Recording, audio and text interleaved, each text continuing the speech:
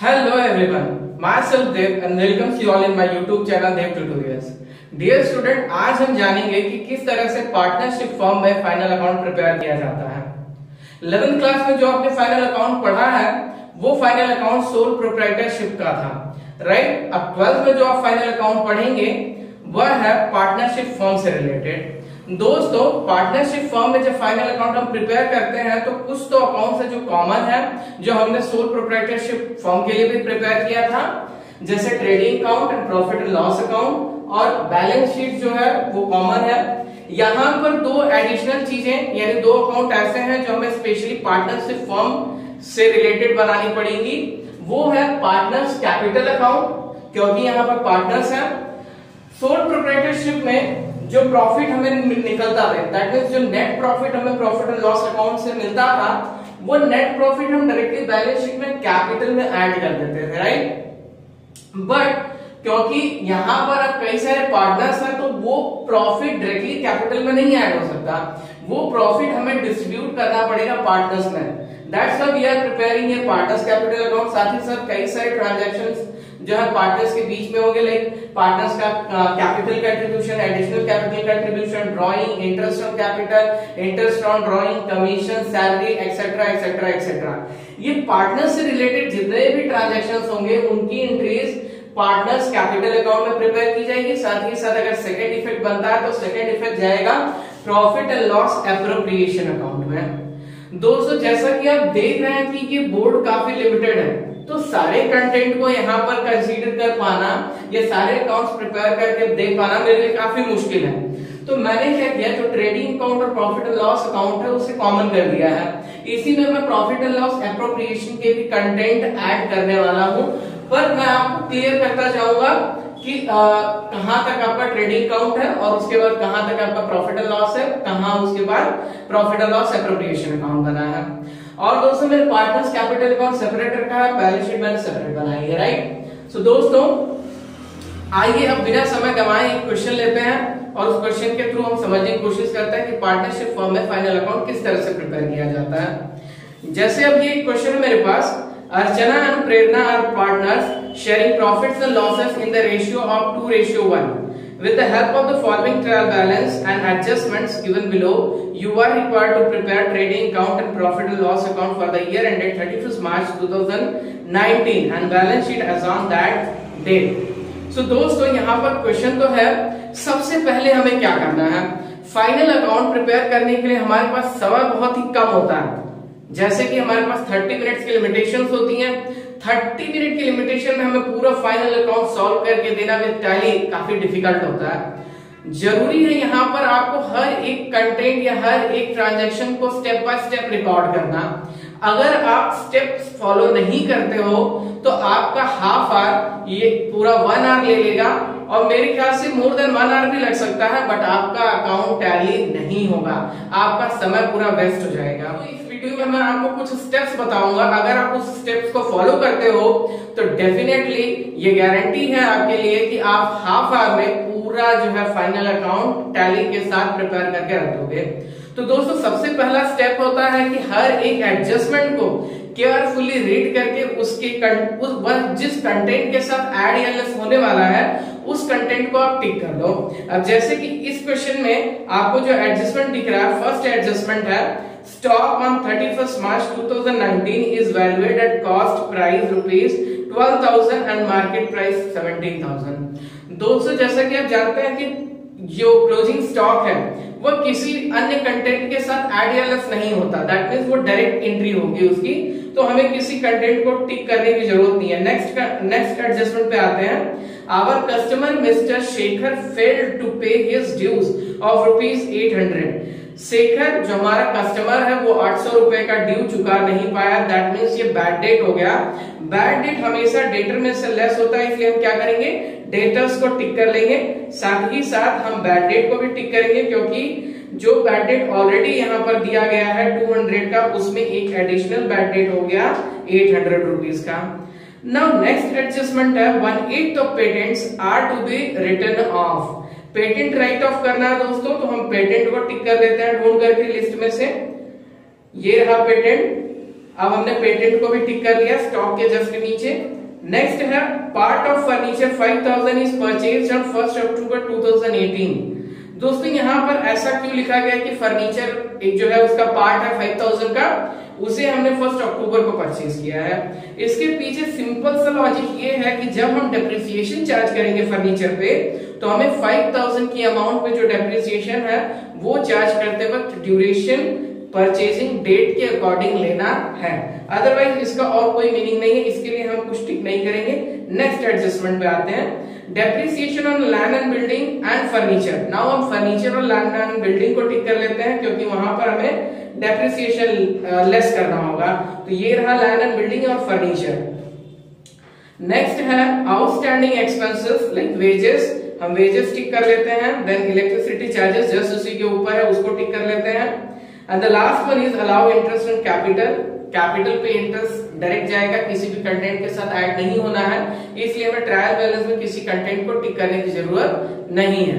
तो दोस्तों अब बिना समय गवाए आइए हम इस क्वेश्चन को सॉल्व करते हैं और देखते हैं कि किस तरह से फाइनल अकाउंट पार्टनरशिप फर्म के केस में प्रिपेयर किया जाता है। बोर्ड पर देख सकते हैं मैंने ऑलरेडी अकाउंट प्रिपेयर कर रखा है, और जैसा कि मैंने बिगिनिंग में ही बताया था कि मैं trading account, profit and loss account and profit and loss appropriation combine करने वाला हूं क्योंकि मेरे पास ज्यादा स्पेस नहीं है, पर मैं आपको क्लियर करते जाऊंगा कि कहां तक का कंटेंट किस अकाउंट को बिलोंग करता है।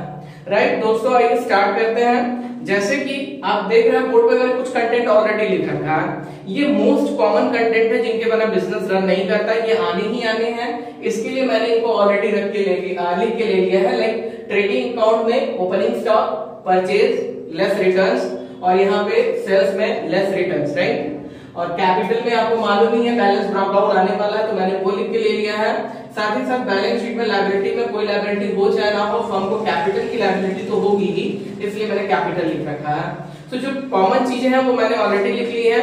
इससे हमें क्या होगा कि हमें सॉल्व करने में काफी ज्यादा समय हमारा जो है बचेगा, राइट। अब अकाउंट प्रिपेयर करने के बाद हम स्टार्ट करते हैं क्वेश्चन को। सबसे पहले ओपनिंग स्टॉक दिया हुआ है 8560, मैं लिख देता हूं 8560।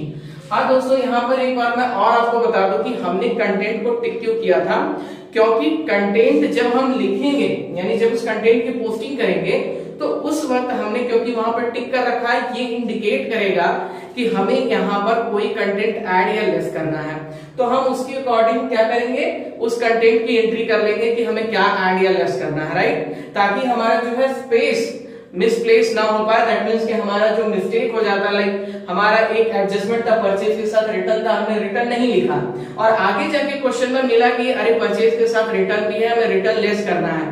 अब उस सिचुएशन में यहाँ पर मैं कोई और कंटेंट लिख चुका होऊंगा और उसे रफ करना मेरे लिए काफी दिक्कत वाली बात हो जाएगी, इसलिए मैं क्या करूंगा, पहले ही उसके स्पेस को रिजर्व कर दूंगा उस कंटेंट को लिख करके, राइट। आइए देखते रहिए, आप अपने नजर बनाए रखिए कि किस तरह से मैं इस क्वेश्चन को सॉल्व कर रहा हूँ स्टेप बाय स्टेप। पहला स्टेप हो गया हमारा, हमने एडजस्टमेंट रीड करके टिक आउट कर लिया है। अब हमारा सेकंड स्टेप है पोस्टिंग्स। पोस्टिंग हम कर रहे हैं, मैंने ओपनिंग स्टॉक की अमाउंट लिख दी है। नाउ पेटेंट दिया हुआ है, पेटेंट को मैंने ऑलरेडी टिक भी कर रखा है। पेटेंट आपका एसेट होता है, तो सबसे पहले पेटेंट्स मैं इसकी एंट्री लिख लेता हूँ 2000। और दोस्तों आप देख रहे हैं कि मैं ये 2000 आउटर कॉलम में न लिखने की बजाय इनर कॉलम में लिख रहा हूँ। रीजन इसके पीछे जस्ट इतना ही है क्योंकि मैंने टिक कर रखा है, इसमें 1/8 अमाउंट राइट ऑफ करनी थी, तो मैं इमीडिएटली यहाँ पर लिख दूंगा कि माइनस रिटर्न ऑफ, राइट। अभी राइट ऑफ मैं कर दूंगा बड़े ही आसानी से, मेरा कंटेंट जो है मिसप्लेस नहीं होगा, यानी कोई मिस्टेक्स के चांसेस मैं छोड़ने वाला ही नहीं हूं यहाँ पर। अब नेक्स्ट है सन्ड्री डेटर। सन्ड्री डेटर भी एसेट है, मैं यहाँ पे लिख देता हूं सन्ड्री डेटर्स। सन्ड्री डेटर्स की अमाउंट है 18,500, ये भी इनर कॉलम क्योंकि मैंने टिक कर रखा है।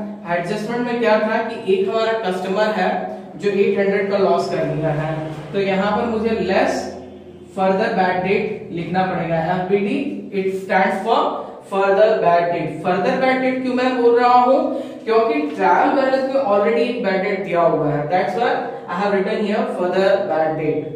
अब नेक्स्ट कंटेंट है स्टॉक ऑफ स्टेशनरी। दोस्तों अगर सिर्फ स्टेशनरी होता तो वो मेरा एक्सपेंस होता और मैं प्रॉफिट एंड लॉस अकाउंट के डेबिट साइड में पोस्ट करता। लेकिन यहाँ पे स्टॉक रखा है, यानी कि हमने स्टेशनरीज मंगा के रखे हैं, राइट, ये अभी यूज नहीं हो रहे हैं, इसलिए हम इसको एक्सपेंस में कंसीडर नहीं करेंगे, ये हमारे लिए एसेट हो जाएगा। सो हम एसेट साइड लिखेंगे stock of stationery, stock of stationery जिसकी अमाउंट दी गई है 3000, तो हम 3000 लिख लेते हैं आउटर कॉलम में 3000। नेक्स्ट दिया है ट्रेडमार्क। दोस्तों ट्रेडमार्क फर्म के लिए एसेट होता है, तो एसेट साइड में लिखेंगे ट्रेडमार्क की अमाउंट है 2000 रुपीज, इनर आउटर कॉलम में 2000 रुपीज। नेक्स्ट दे रखा है बिल्स रिसीवेबल भी फर्म के लिए एसेट होता है, इसलिए बिल्स रिसीवेबल एसेट साइड जाएगा। Bills receivables 6300। नेक्स्ट है इलेक्ट्रिसिटी चार्जेस ऑफिशियल एक्सपेंसेस है, इसलिए मैं ऑफिशियल एक्सपेंसेस को प्रॉफिट एंड लॉस अकाउंट में लिखूंगा। दोस्तों मैंने इतना स्पेस इसलिए छोड़ा क्योंकि अगर ट्रेडिंग अकाउंट के कंटेंट आएंगे तो मैं उसे ऊपर रखूंगा और अगर प्रॉफिट एंड लॉस के हुए तो मैं उसको नीचे लिखूंगा, राइट। सो थोड़ा सा और मैं स्पेस दे देता हूं ट्रेडिंग अकाउंट के लिए और मैं यहां पर लिख देता हूं टू इलेक्ट्रिसिटी चार्जेस कितने हैं 1450, और जैसा कि मैंने टिक कर रखा है क्योंकि वहां पर आउटस्टैंडिंग एक्सपेंसेस भी है, आउटस्टैंडिंग हमेशा ऐड होता है, इसलिए मैं इलेक्ट्रिसिटी के नीचे प्लस करके आउटस्टैंडिंग लिखकर रख देता हूं। वेजेस दिया है, वेजेस फैक्ट्री का एक्सपेंस है, ट्रेडिंग अकाउंट में जाएगा। वेजेस की अमाउंट है 950, सेल write 950 inner column, plus outstanding भी है, तो मुझे यहाँ पर आउटस्टैंडिंग लिख देना चाहिए। दोस्तों किसी भी एडजस्टमेंट के लिए आप स्पेस मत छोड़िएगा, अगर आप स्पेस यानी वैकेंट स्पेस छोड़ देते हो तो वो कंटेंट आपके दिमाग में रहेगा, इसकी कोई गारंटी नहीं है। हो सकता है कि आप बाय मिस्टेक वहां पर कोई और कंटेंट लिख दो जिसके वजह से आपका क्या हो जाएगा, पूरा जब आप एडजस्टमेंट करोगे तो आपको पूरा रफ करने की जरूरत पड़ सकती है, और क्योंकि आप पेन से करोगे तो रफ करने का चांसेस नहीं होता है, राइट। इसलिए आप क्या करोगे, इमीडिएटली जो हमने टिक कर रखा है वो जिस एडजस्टमेंट के लिए टिक कर रखा है उसको हम लिख लेंगे, राइट। अब नेक्स्ट हम आगे आते हैं वेजेस के बाद हीटिंग एंड लाइटिंग, ये भी फैक्ट्री का एक्सपेंस है, टू हीटिंग एंड लाइटिंग जिसकी अमाउंट है 1000 आउटर कॉलम, क्योंकि कोई भी एडजस्टमेंट नहीं है। ट्रेड एक्सपेंसेस ऑफिशियल एक्सपेंसेस होता है, that's why trade expenses profit और लॉस में आएगा। ट्रेड एक्सपेंसेस इसकी अमाउंट है 850। नेक्स्ट है दोस्तों सेल्स रिटर्न मैंने ऑलरेडी रिटर्न लिख रखा है, इसी में मैं पोस्ट कर देता हूं, अमाउंट 400। नेक्स्ट है लैंड एंड बिल्डिंग एसेट होगी, मैं लैंड एंड बिल्डिंग एसेट में लिख देता हूं लैंड एंड बिल्डिंग, और जैसा कि आपने टिक कर रखा है क्योंकि यहाँ पर हमें डेप्रिसिएशन भी करना है, सो इनर कॉलम में अमाउंट लिखकर मैं यहाँ पर लेस डेप्रिसिएशन लिख देता हूं। नेक्स्ट कंटेंट है फर्नीचर, ये भी हमारा एसेट है, सेम लैंड एंड बिल्डिंग की तरह फर्नीचर, अमाउंट जो है इनर कॉलम में 13,000 और लेस डेप्रिसिएशन, ओके। फर्नीचर के बाद कैश दिया हुआ है, कैश एट बैंक, ये भी हमारा एसेट है, एसेट साइड में लिख लेते हैं cash at bank 5000 outer column. Then दिया हुआ है इन्वेस्टमेंट, ये भी मेरा एसेट है, इन्वेस्टमेंट्स अमाउंट है दोस्तों 7500, ये रहा 7500। ड्राइंग्स दे रखा है यहाँ पे, ड्राइंग्स हमारे लिए, एक मिनट आपको क्लियरली दिख नहीं रहा होगा इन्वेस्टमेंट, थोड़ा सा मैं कैमरे को नीचे कर रहा हूं ताकि आपको दिखे सारी चीजें, राइट। तो ये रहा इन्वेस्टमेंट 7500। देन इसके बाद ड्राइंग्स दिया है, ड्राइंग्स पार्टनर्स कैपिटल अकाउंट के डेबिट साइड में जाएगी, हम लिखेंगे टू ड्राइंग्स, इसकी अमाउंट है अर्चना की 1200, तो यहां रहा 1200। एंड सेकेंड पार्टनर जो है प्रेरणा की अमाउंट रही 900, सो हम यहां पे लिखेंगे 900। इसके बाद दिया हुआ बैड डेट एक लॉस है प्रॉफिट एंड लॉस में, टू बैड डेट और आपने इसमें कुछ एडजस्टमेंट वाली बात है इसलिए आपने टिक कर रखा है ऑलरेडी। सो सबसे पहले बैड डेट की अमाउंट लिख लेता हूं जो कि है 200। इसके अंदर फर्दर बैड डेट जो हमारे एक कस्टमर है 800 का लॉस किया है वो एंट्री आकर ऐड होगी। सो यहाँ पर एफबीडी में लिख देता हूँ add FBD, that means add further bad date. और साथ ही साथ मैं देख लेता हूँ कि क्रेडिट साइड में ट्रायल बैलेंस के क्या कोई रिजर्व रखा है क्या पहले का। देखिए आरडीडी नाम का एक कंटेंट है, ये आरडीडी हम क्या करेंगे फर्दर बैड डेट में से लेस करेंगे। तो हम यहाँ पे लिखेंगे लेस आरडीडी, इसे हम लिखेंगे ओल्ड आरडीडी क्योंकि ये ओल्ड रिजर्व है इसलिए ओल्ड आरडीडी। और जो न्यू रिजर्व होता है दोस्तों वो न्यू रिजर्व जो है आकर के ऐड हो जाता है। सेम जैसे बैड डेट ऐड हुआ फर्दर बैड डेट ऐड हुआ वैसे ही अगर न्यू रिजर्व रहता तो हम उसे भी ऐड कर देते हैं। ओल्ड रिजर्व हमेशा माइनस होता है, राइट। अब आगे बढ़ते हैं परचेजेस 23,700, यहाँ पे लिख देता हूँ 23,700। ओके, अब डेबिट साइड की सारी एंट्रीज हो गई हैं, ट्रायल बैलेंस की क्रेडिट साइड की एंट्रीज करनी है। कैपिटल दिया हुआ है 1420 का, अर्चना के अकाउंट में 40,000 एंड प्रेरणा के अकाउंट में 20,000। अदर लोन्स दिए हैं, लोन किसी भी टाइप का हो, क्या होता है लायबिलिटी, सो हम लायबिलिटी साइड में लिखेंगे अदर लोन्स 3,000। नेक्स्ट दिया हुआ है रिजर्व फंड, लायबिलिटी होता है रिजर्व फंड, अमाउंट है 1,000।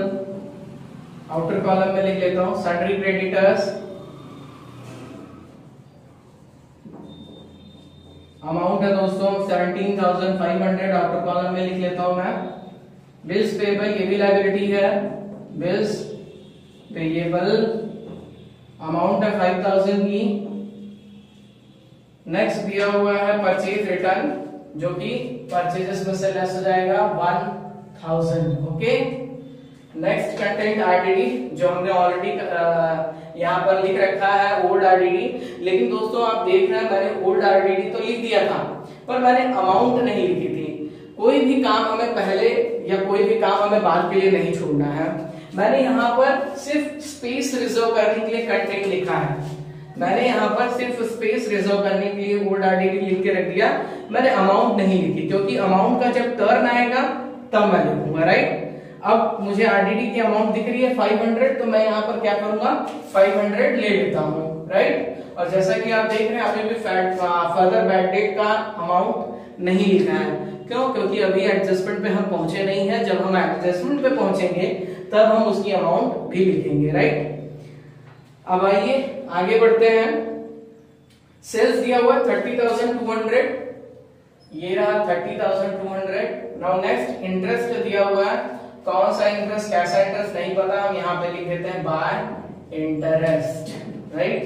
कितना दिया हुआ 310, तो हम लिख देंगे 310। दोस्तों इस तरह से ट्रायल बैलेंस की जितनी भी एंट्रीज थी हमने कर ली हैं। अब हमें एडजस्टमेंट पे आना है और 1 बाय 1 हर एडजस्टमेंट को पोस्ट करना है।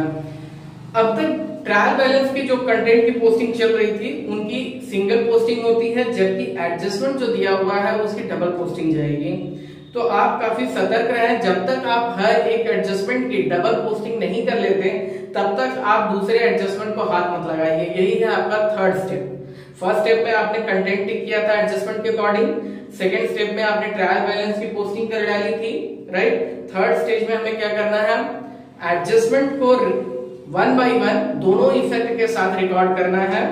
किसी भी एक इफेक्ट को रिकॉर्ड करके सेकेंड इफेक्ट के लिए वेट नहीं करना है। अगर आप वेट करने के लिए छोड़ दोगे तो वो छूटा रह जाएगा, राइट, और आपके दिमाग से भी निकल जाएगा कि आपने वो एंट्री छोड़ दी है। अब आप ध्यान बनाए रखिए कि किस तरह से मैं दोनों इफेक्ट को रिकॉर्ड करके 1 बाय 1 आगे बढ़ रहा हूँ। स्टॉक 31 मार्च को दिया गया है जिसकी प्राइस है कॉस्ट प्राइस 12,000 और मार्केट प्राइस 17,000 दिया है। दोस्तों यहाँ पे कॉस्ट और मार्केट से हमें कुछ लेना देना नहीं होता है, हमें ये देखना होता है कि कौन सी अमाउंट सबसे ज्यादा कम है। जो अमाउंट लेस होगी वही अमाउंट हम लेंगे, राइट। अब जैसे यहाँ पे 12,000 सबसे कम अमाउंट है तो हम क्लोजिंग स्टॉक की वैल्यू 12,000 रखेंगे। तो यहाँ पर बाय क्लोजिंग स्टॉक 12,000, ये एक पोस्टिंग हो गई। अब इसकी सेकंड पोस्टिंग, क्योंकि ये एक एसेट है तो एसेट साइड जाएगा, सो एसेट साइड में लिखूंगा क्लोजिंग स्टॉक जो कि है 12,000, ये आ 12,000, राइट। ओके, ये देखिए, राइट। अब हम आगे बढ़ते हैं। Our customer Mr. Shekhar failed to pay his dues of ₹800। ये अपना ड्यू पे करने में फेल हो गए, राइट, 800 का। तो मैं यहाँ पर ऑलरेडी लिख रखा हूँ sundry debtor minus for the bad debt, जो है 800 का, मैंने 800 लिख दिया दोस्तों। ये पहली पोस्टिंग क्लियर हो गई। अब सेकंड पोस्टिंग जाएगी, यहाँ पर जो मैंने बैड डेट में ऑलरेडी लिख रखा है फॉर द बैड डेट 800 यहाँ पर डाल देता हूँ। ये रही, इसके सारे कंटेंट हमने ले लिए। अब लाइन खींच देता हूँ मैं नीचे। नेक्स्ट है दोस्तों 1/8 amount of patent are to be written off. Written off करना 1/8, पेटेंट 2000 है, 1/8 निकालोगे आप तो कुछ इस तरह से होगा 2000 इंटू 1/8। आप जब डिवाइड करोगे तो आएगा 250, राइट। सो 1/8 अमाउंट होती है 250 जो राइट ऑफ करनी है। ये आपकी खर्च हो गई, दैट मीन्स एक्सपेंस हो गया। इसके लिए आप इसको क्या करोगे, प्रॉफिट एंड लॉस के डेबिट साइड में लिख दोगे to patent write written off, right, written off amount जाएगी 250 आउटर कॉलम में।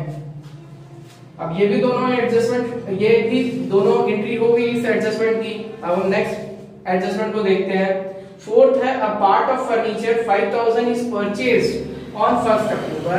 तो जैसा कि मैंने बताया था कि इसमें हमें सिर्फ ये किसी भी तरह का एडजस्टमेंट नहीं है, ये एक इंफॉर्मेशन दी गई है कि जो आप फर्नीचर पे डिप्रिसिएशन चार्ज करोगे, जैसे कि दोस्तों यहाँ पे 13,000 दिया हुआ है।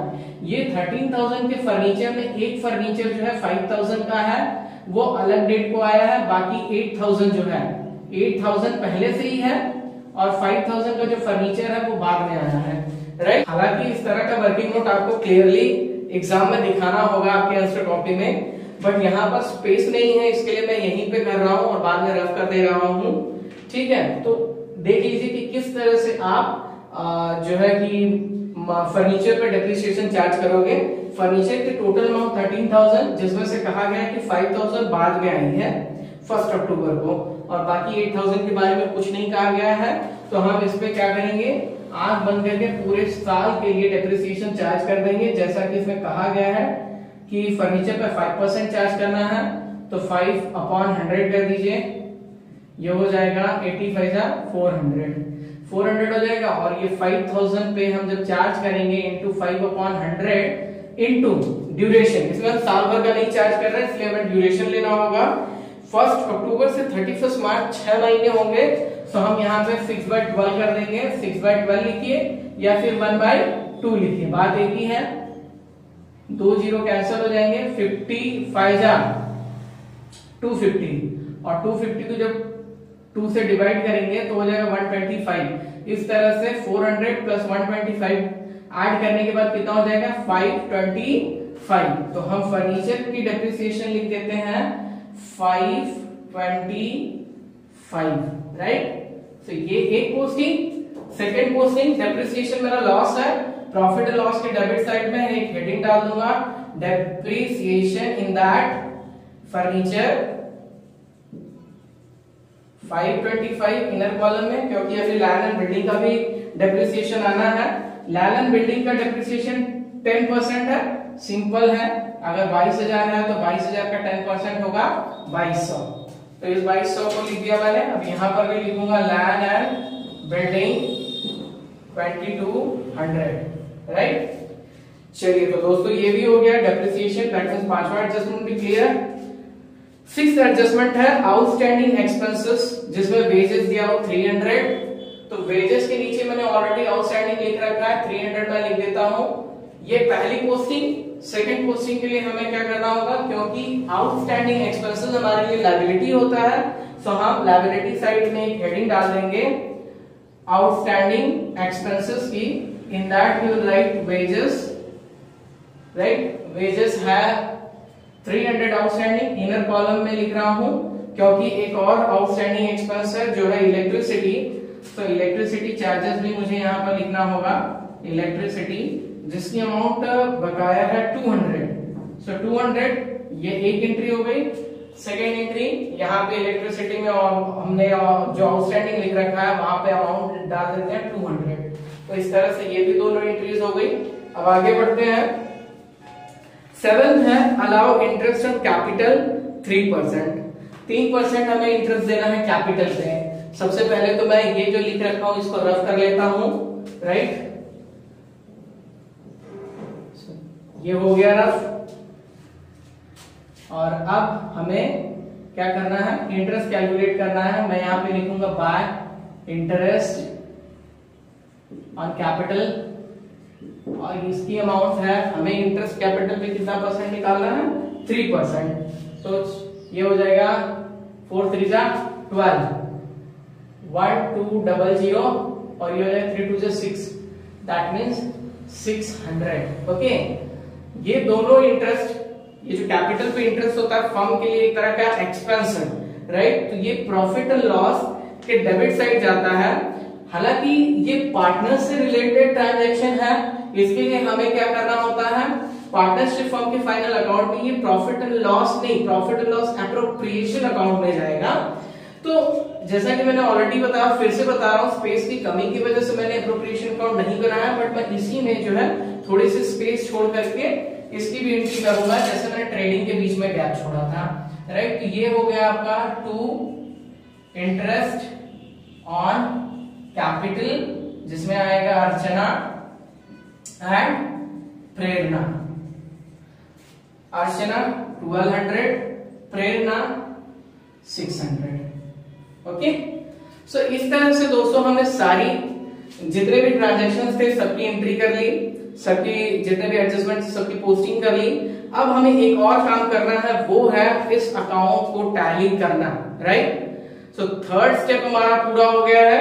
अब हम फोर्थ स्टेप की तरफ जा रहे हैं। तो मेरा फोर्थ स्टेप होगा कि हम जितने भी कैलकुलेशंस इनर कॉलम में लिख रखे हैं, हम उसके एडिशन या सब्ट्रैक्शन जो भी है उनको क्लियर कर लेंगे, राइट। तो हम यहां से शुरू करेंगे ट्रेडिंग अकाउंट से। 1000 परचेज में से माइनस करना था, तो ये हो जाएगा 22,700 आउटर कॉलम में। नाउ उसी तरह से वेजेस में आउटस्टैंडिंग ऐड करना था, 950 में 1250, ये हो जाएगा 1650, यहाँ पर हो जाएगा 200 प्लस 8 1000, 1000 माइनस 500, ये आउटर कॉलम में 500, यहाँ पर हो जाएगा 2725, राइट। सिमिलरली यहाँ पर हो जाएगा 1800, यहाँ पर हम रिटर्न माइनस कर देंगे सेल्स में से, तो ये हो जाएगा 29,000। एक मिनट, जैसे मुझे रिटर्न की अमाउंट में कुछ मिस्टेक लग रही है, एक बार मैं वापस चेक कर लेता हूँ। सेल्स रिटर्न 400 ही दिया हुआ है, तो ठीक है, कोई बात नहीं, 29,800 हो जाएगा ये, राइट। अब आगे बढ़ते हैं हम। यहाँ पर तो कोई भी कैलकुलेशन नहीं है, इसमें है 500, यहाँ पर 2000 में से 250 माइनस करना है, 21750। सिमिलरली यहाँ पर फर्दर बैड रेट माइनस करना है, तो ये हो जाएगा 17,700। ओके, अब आगे बढ़ते हैं। यहां से ये माइनस करना है 19,800 और 13,000 में से 525, तो 12,475।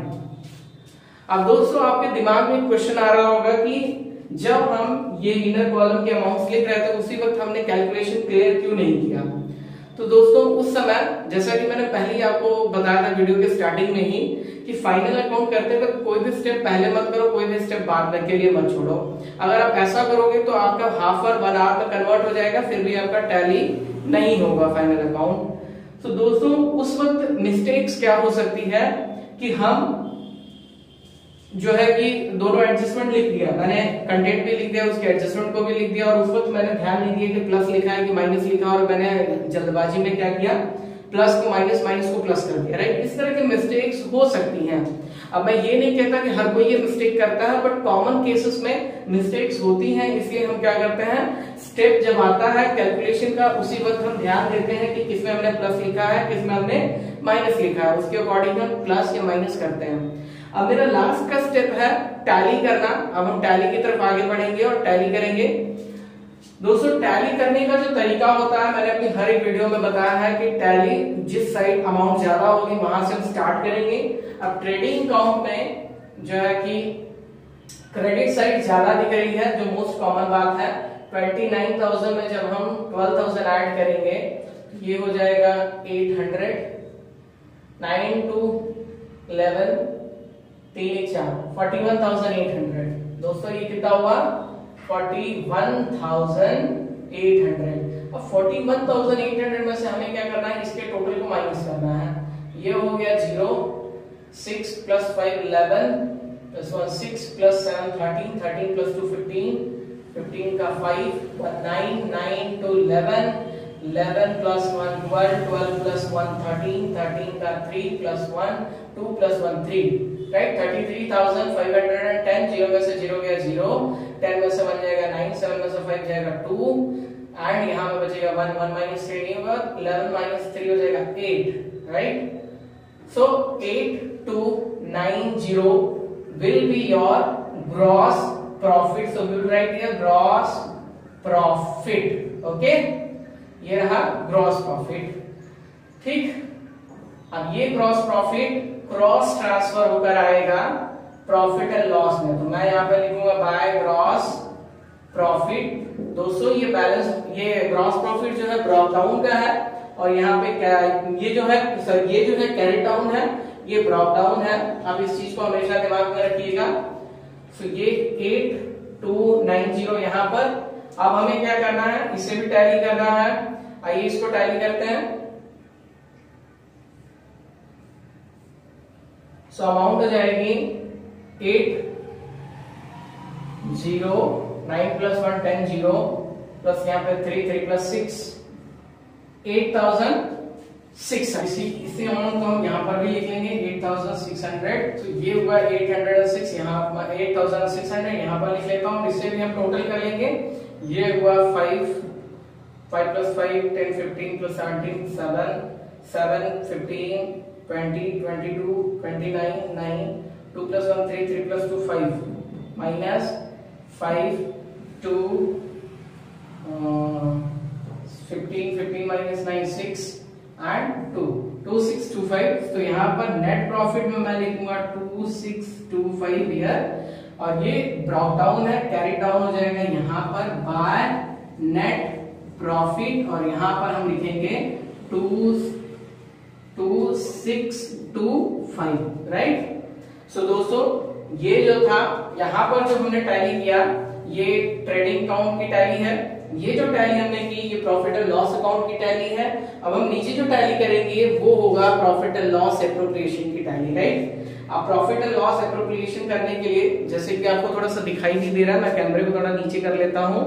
आइए अब हम इसको भी कर लेते हैं। Net profit 2625। सो ये रहा 2625। सिमिलरली मैं यहां पर भी लिख देता हूं 2625 और 2625 में से 1800 माइनस हो जाएगा, राइट, जो इंटरेस्ट इन कैपिटल है। सो 5 में से 0 गया 5, 2 में से 0 गया 2, 6 में से 8 नहीं जाएगा, 16 में से 8 गया 8 एंड 1 में से 1 गया 0, 825। तो नेट प्रॉफिट आया कितना, यानी कि जो पार्टनर्स के बीच में प्रॉफिट डिस्ट्रीब्यूट होना है, यहां पर लिख देंगे हम पार्टनर्स कैपिटल अकाउंट 825 अर्चना और दूसरी है प्रेरणा।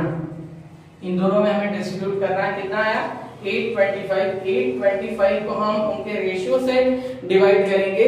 रेशियो देखते हैं कितना दिया हुआ है। दोस्तों यहाँ पर रेशियो दिया है 2:1। सो यहाँ पर 2/3 हो जाएगा। 3 2 जा 6, 3 7 जा 21, 3 5 जा 15। 275 प्रेरणा के केस में तो 275 ही होगा, राइट। और अर्चना के केस में डबल हो जाएगा। सो 5 2 जा 10 प्लस 1 कैरी होगा, 3 7 2 15 प्लस 1 16 1 एंड 2 2 जा 4 प्लस 1 5 5 6 0 5 2 जा 10 1 7 2 जा 14 प्लस 1 15 सॉरी 5 5 0 होगा। सो यहाँ पे लिखेंगे 5 5 0 सो दोस्तों इस तरह से हमने जो प्रॉफिट है वह भी डिस्ट्रीब्यूट कर दिया है किसके बीच में, अर्चना और प्रेरणा के बीच में। अर्चना की अमाउंट आई है 550 एंड प्रेरणा की आई है 275। इस तरह से दोनों का एडिशन होगा 2825। हमने ये क्या किया था, ट्रेडिंग अकाउंट की टैली, ये प्रॉफिट एंड लॉस अकाउंट की टैली, और ये रहा profit and loss appropriation account की टैली। अब ये जो अमाउंट पार्टनर्स को बांटी है हमने, वो आएगी, उसका सिलेक्ट इफेक्ट आएगा यहाँ पर क्रेडिट साइड में। बाय हम यहाँ पर लिखेंगे P&L यानी profit and loss appropriation account, जिसमें हम लिखेंगे 550 in case of Archana and 275 in case of Prerna. Right, I hope आपको दिख रहा होगा यहाँ पर। राइट, हमने लिख दिया है। कैमरे को मैं थोड़ा ऊपर उठाता हूं क्योंकि अब हमें क्या करना है, प्रॉफिट पार्टनर्स कैपिटल अकाउंट को टैली करना है। तो आइए अब पार्टनर्स कैपिटल अकाउंट को भी टैली करते हैं। 20,000 प्लस 600 ये हो जाएगा 20,875। ठीक, सिमिलरली यहां पर हो जाएगा 41,750। ओके, सेम अमाउंट हम यहां पर लिख देंगे बिकॉज ये बड़ी वाली अमाउंट है, ग्रेटर अमाउंट से ही हम स्टार्ट करते हैं। सो दोनों तरफ मैं लिख देता हूं 20,875 में से जब आप 900 माइनस करोगे तो दोस्तों यहां पर 19,975 बचेगा। सिमिलरली जब हम 41,750 में से 1200 माइनस करेंगे तो यहाँ पर 40,550 का अमाउंट बैलेंस आएगा। राइट, ये जो चीज होगी ये बैलेंस है, तो हम लिखेंगे यहाँ पे बैलेंस कैरी डाउन, और ये बैलेंस कैरी डाउन जो मैंने ऑलरेडी यहाँ पर कैपिटल अकाउंट लिख रखा है वहां पर लिख देंगे 40,550 एंड 19,975। दोनों का एडिशन हो जाएगा 5,2,5,0 एंड 6। ओके, 60,525, 60,525। राइट, इस तरह से अब हमारा लास्ट का केस बच गया है इस प्रॉफिट, ये जो बैलेंस शीट है इस बैलेंस शीट को टैली करना। दोस्तों जब आप बैलेंस शीट को टैली करते वक्त हमें ये नहीं देखना होता कि कौन सी साइड ग्रेटर है कौन सी साइड लेसर है, उसमें से वो सब्सट्रैक्शन एडिशन कुछ नहीं, बल्कि हमें क्या करना होता है बैलेंस शीट में एसेट्स और लायबिलिटी साइड दोनों को ही टोटल करना होता है। जब दोनों ही साइड मैच हो जाएंगी, सेम आएंगे अमाउंट, तो समझ जाएंगे कि आपने जो ये प्रिपेयर किया फाइनल अकाउंट वो 100% करेक्ट है। कभी कभी दोस्तों ऐसा भी होता है कि हमारा फाइनल अकाउंट यानी बैलेंस शीट तक टैली हो जाता है, बट टैली की अमाउंट जो होती है वो रॉन्ग आती है, हमारे जो हमने फाइंड आउट की है वो अलग होती है और करेक्ट सोल्यूशन की अमाउंट जो होती है अलग होती है। ये ऐसा होता है, इस ऐसे केस में होता है जैसे कि जब हम नियम, जो अकाउंटिंग का नियम है कि डेबिट साइड और क्रेडिट साइड को बैलेंस करके चलना है, जब हम उस नियम को ध्यान में रखते हुए चलते हैं पर कहीं ना कहीं हमसे कोई मिस्टेक हो जाती है, जैसे हमने अमाउंट, जैसे डेप्रिसिएशन की अमाउंट अगर मैं रॉन्ग कैलकुलेट कर दूं तो यहां पर भी रॉन्ग पोस्टिंग करूंगा मैं, और साथ ही साथ प्रॉफिट एंड लॉस में भी मेरी रॉन्ग ही पोस्टिंग जाएगी। पर दोनों ही साइड मैंने सेम अमाउंट पोस्ट कर दिए तो मेरा अकाउंट तो टैली हो जाएगा, बट टैली की जो फिगर आएगी वो डिफर करेगी हमारे ओरिजिनल टैली की अमाउंट से। राइट, सेम इसी केस में राइट ऑफ करते वक्त, फर्दर बैड डेट कैलकुलेट करते वक्त या अदर किसी कंटेंट में कोई एडजस्टमेंट करते वक्त अगर मैं अमाउंट रॉन्ग लेता हूं और दोनों साइड सेम अमाउंट लिख देता हूं दोनों ही इफेक्ट में, तो मेरा अकाउंट टैली तो हो जाएगी, यानी बैलेंस शीट टैली तो हो जाएगी, बट मेरा जो फिगर आएगा टैली का वो रॉन्ग होगा। राइट, सारी कैलकुलेशंस करेक्ट होंगे तभी हमारा एग्जैक्ट फिगर आएगा जो करेक्ट सोल्यूशन कहता है। राइट, सो अब हम इसे भी टोटल करेंगे। तो लायबिलिटी साइड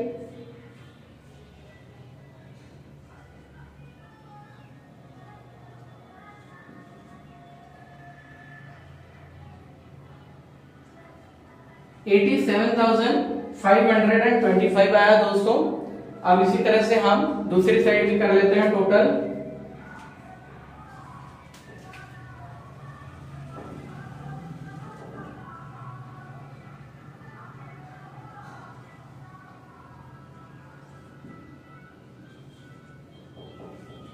एकदम करेक्ट आया है। दोनों ही साइड हमारा 87,525 यानी कि हमारा ये अकाउंट ये बैलेंस शीट टैली हो गया है। अब दोस्तों क्योंकि हमारे पास करेक्ट सोल्यूशन नहीं है, मैं आपकी बात कर रहा हूं, जैसे आप एग्जाम में जब करेंगे क्योंकि आपके पास करेक्ट सोल्यूशन वहां पे नहीं दिया होगा, यहाँ पर तो बुक में दिया होता है, बुक के अकॉर्डिंग मेरा जो सोल्यूशन मैंने दिया है वो 100% करेक्ट है, बट एग्जाम में हमारे पास कोई भी सोल्यूशन नहीं होता है। उस वक्त हमारी 100% एक्यूरेसी ही हमारे लिए क्या करती है, करेक्ट आंसर लाती है। अगर हम वहां पर 1% की भी मिस्टेक कर देंगे तो हमारा जो है अकाउंट टैली तो हो सकता है, पहली बात तो टैली ही नहीं होगा, और सपोज दैट टैली हो गया राइट, तो भी हमारी जो टैली की अमाउंट है वो रॉन्ग आ सकती है। इसी चीज से बचने के लिए मैंने आपको कहा कि जब भी आप फाइनल अकाउंट करें, आप फाइनल अकाउंट करते वक्त जो मैंने आपको स्टेप्स बताए हैं, आपने देखा होगा कि किस तरह से मैंने किसी भी स्टेप को ना तो पहले किया ना ही बाद के लिए छोड़ा, राइट। जब समय आया मैंने उस चीज को, उस कंटेंट के चाहे कैलकुलेशन की बात करो चाहे मैं पोस्टिंग की बात करूं, मैंने समय आने पर हर एक कंटेंट को क्या किया, पोस्ट कर दिया, कैलकुलेट कर दिया, राइट, उसे छोड़ा नहीं मैंने, राइट। अगर आप मेरे द्वारा दिए गए इस स्टेप्स को फॉलो करोगे तो मैं गारंटी देता हूं कि आप विद इन ड्यूरेशन, जो भी ड्यूरेशन आपको दी जाएगी, लाइक अगर 30 मिनट्स में मानकर चलो कि एक एवरेज टाइम जो होता है फाइनल अकाउंट को सॉल्व करने के लिए इस तरह के क्वेश्चन को, अगर लेंथी क्वेश्चन होगा तो वो मोर देन 30 मिनट्स भी ले सकता है, बट ये मैंने एक एवरेज क्वेश्चन लिया था जिसमें ज्यादा ट्रांजैक्शन, ज्यादा जो है ज्यादा कंटेंट नहीं थे, ज्यादा एडजस्टमेंट्स भी नहीं थे, तो ये इस तरह के क्वेश्चन हाफ आवर तो कंज्यूम करते ही हैं, और वो भी हाफ आवर तब कंज्यूम करेंगे जब आप जो है स्टेप बाय स्टेप करेक्ट करते जाओगे। अगर छोटी सी भी मिस्टेक हो जाती तो हो सकता है वो हाफ आवर 1 आवर में कन्वर्ट हो जाता है या 2 आवर में कन्वर्ट हो जाता, फिर भी ये अकाउंट टैली नहीं हो पाता। तो स्टेप में एक बार वापस से दोहराना चाहूंगा। फर्स्ट स्टेप में मैंने क्या किया था, एडजस्टमेंट रीड किया था और कंटेंट को टिक कर लिया था ट्रायल बैलेंस में, जिसके साथ एडिशन या जिसके साथ सब्ट्रैक्शन होने वाला था। सेकेंड स्टेप में मैंने सारी ट्रायल बैलेंस की पोस्टिंग कर ली थी। थर्ड स्टेप में मैंने एडजस्टमेंट स्टार्ट किया था और हर एडजस्टमेंट में मैंने फर्स्ट ये इंश्योर किया कि मैंने फर्स्ट पोस्टिंग और सेकंड पोस्टिंग दोनों की कि नहीं की, राइट। फोर्थ स्टेप में मैंने क्या किया, इनर कॉलम को हाथ लगाया और सारी इनर कॉलम के कैलकुलेशन को क्लियर किया, जहां एडिशन था वहां एडिशन किया, जहां सब्ट्रैक्शन था वहां पे सब्ट्रैक्शन किया, राइट। फिफ्थ स्टेप में मैंने क्या किया, टैली करना स्टार्ट किया, राइट। अब टैली करते वक्त भी मैंने आपको सारी ट्रिक्स बताई कि किस तरह से टैली करें, राइट। तो दोस्तों इस तरह से स्टेप्स फॉलो करोगे तो आपका विद इन टाइम कंप्लीट हो जाएगा फाइनल अकाउंट बड़े ही आसानी के साथ, बिना किसी कॉम्प्लिकेशन के साथ। आई होप दैट कि आपको ये जो चीजें हैं क्लियरली समझ में आई होंगी। अगर वीडियो पसंद आई हो तो वीडियो को लाइक करना ना भूलें, अपने फ्रेंड्स को शेयर करें, आप मेरे चैनल को सब्सक्राइब करें और लेटेस्ट अपडेट्स पाने के लिए बेल आइकन को प्रेस करना ना भूलें। अब वक्त है चलने का, नेक्स्ट टाइम मिलूंगा नेक्स्ट वीडियो के साथ, तब तक के लिए bye bye, take care, have a nice day everyone.